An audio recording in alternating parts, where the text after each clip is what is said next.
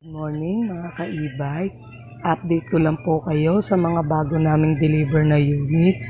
Meron po tayong Ranger, Husky at Half Moon. At ayan na nga po, bibidyohan ko po ang aking mga kasamahan habang binababa po ang mga parts. At makikita rin po ng ating mga customer na bago po talaga ang mga units natin. At pinapakita ko rin po ang main branch natin na Nakayama Buting. At meron din po tayo dyan na 3 colors na apple. Meron pong white, red at glossy blue. At ayan na nga po, binababa pa rin po nila ang mga brackets. At maya maya nga po makikita nyo na lang po na naka-assemble na sa loob ng store namin yung mga units. Pinatayo po namin para po magkasya. Pero for safety rin po yan para hindi po magasgasan ng mga units. Ang Husky